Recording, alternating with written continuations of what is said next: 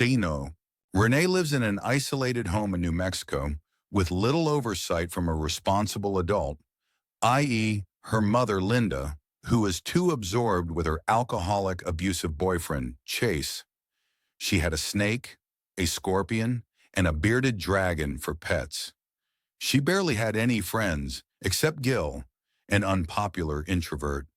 Things at home weren't favorable for Renee either. Her mother hadn't healed from her father's sudden demise, and her present boyfriend who didn't really love her. After an argument with Chase that turned violent, Renee got on her ATV and drove into the desert. And that was when she came across Xeno for the first time.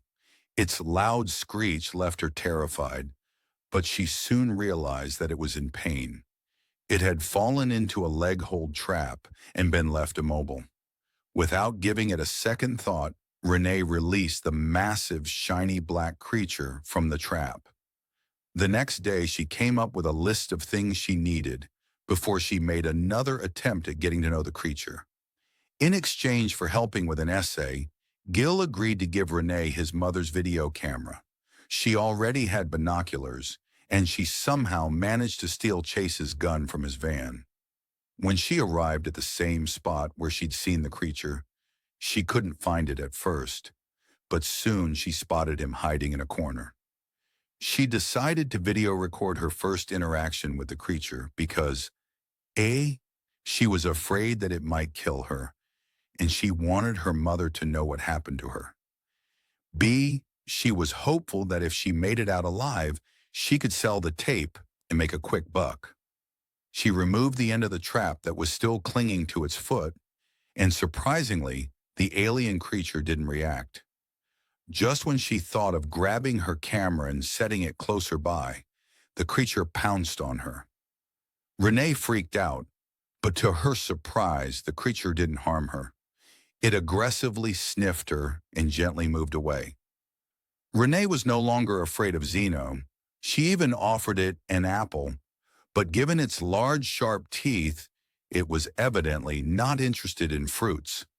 When Renee noticed helicopters, she figured it was the government hunting for the alien, and she warned Xeno that they were dangerous. She wished it the best and went back home only to realize that she'd left Chase's gun in the desert. As soon as she stepped out, she noticed Xeno hiding outside her house. It had started to trust Renee, and it felt safe with her. On their way to the desert, Xeno released a radiant, energy-charged web and swept Renee off her feet. When Renee regained consciousness, she realized she was covered in Xeno's saliva. Renee immediately felt responsible for Xeno's safety, and she decided to hide it in her basement. She decided to name it Croak because of the strange noise the creature made. Gil was the only one who'd found out about Croak. He was terrified of the creature, and Croak wasn't really the most welcoming when it came to strangers. But it soon realized that Gil mattered to Renee, so it didn't harm him. Gil had a crush on Renee, so when she begged him to keep the creature's existence a secret, he chose to respect her decision. But things soon took a turn when the Central Intelligence Agency started an operation to find Xeno. The operation was headed by Jonathan Keyes, and they soon started suspecting Renee. They'd been keeping an eye on the locals and recording anything that looked suspicious. And as it turned out, Renee's mysterious conversation with Gil, where she stated, "You can't say anything," had also been recorded. Keyes offered Renee a lift to school one day, and he made it very clear that he'd already figured out that she was hiding the creature, and he expected her to tell the truth instead of making him look like the bad guy. Agent Brown also visited Gil and threatened to harm his family if he failed to cooperate. Gil didn't have a choice, and he ended up telling the agent the truth. Renee had realized that it wasn't safe to keep Croak locked up in her basement anymore, especially after he attacked a plumber who'd come to fix their water system. She released her pets in the desert and decided to head to the reserve and stay with Croak for a few days until she was completely sure that the place was safe. Gil thought it was a ridiculous idea, and there was no way she could hide him from the world. But that was the only solution Renee could come up with. Just as she was about to get into Chase's van that he left behind after Linda kicked him out of the house, Chase returned.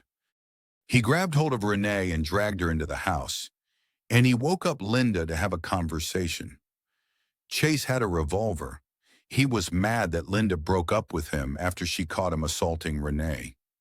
He thought it was unfair, even though throughout their relationship he'd always been lying to Linda. While her mother tried to tackle Chase, she asked Renee to run for her life, but Chase overpowered Linda and knocked her unconscious. He grabbed hold of Renee and was about to hit her when Croak came out of nowhere and mauled Chase to death. Due to the bonding, any time Renee was in pain, Croak sensed it, and this was what the CIA used to their advantage. Gil had told them that Renee had moved Croak to the canyon, but by the time they arrived, it was gone. Croak left immediately after saving Renee. She was a little surprised to see Gil at her house. He confessed that he'd told the CIA about Croak, and he wanted her to know that he didn't have a choice. They'd threatened to deport his grandfather if he didn't cooperate. Soon, Jonathan Keyes showed up as well, and Renee realized that there was no way she could escape. She was tied to a chair, and they had wires wrapped around her head that were connected to a machine.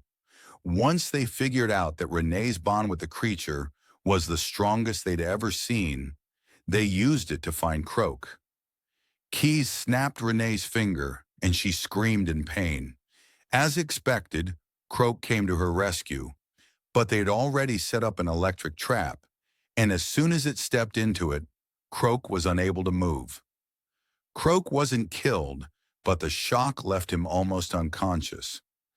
Meanwhile, Renee was held back in the CIA detention center. She was locked up in a room, and Jonathan tried to explain why she must cooperate with them instead of helping the deadly creature. Renee retorted, stating that she'd acted within her rights, and there was no law explicitly stating that one is not supposed to help an extraterrestrial being. Renee told Keyes that his idea of Croak was wrong and dark. She wanted him to know that Croak wasn't evil, he was a friend. Keyes disagreed. According to him, Croak was just another extraterrestrial creature that was sent from an advanced world to assess their potential enemy, humans. Linda was allowed to speak to her daughter briefly. She had read the note Renee had left before she'd attempted to run away from her house. While Renee thought her mother would be offended, she instead apologized to Renee for being a mess. She admitted that after her father's accidental death, she struggled coping with his absence. She told Renee that she had her father's heart, pure and full of affection, and she begged her to never change. Renee's conversation with her mother helped her gain clarity. She decided to hurt herself so that Croak would come to her and they could escape together. Since Croak was hurt, it didn't respond immediately, but their bond was so strong that it felt the compulsion to run to Renee regardless of his condition. Croak stormed into the facility, killed everyone who tried to stop him, and stood before Renee. Just as Croak was about to kill Keyes, Renee asked it to stop, and it listened. Renee was ready to execute her plan. She grabbed Keyes' car keys and attempted to escape with Croak, but things didn't go as planned. As soon as Jonathan regained consciousness, he was driven mad by rage. He grabbed a gun that was designed to kill these alien creatures, and he stepped out of the facility. Keyes didn't care if Renee was killed in the process. He repeatedly shot in their direction. When Croak realized that Renee's life was under threat, it decided to risk its life to protect its best friend.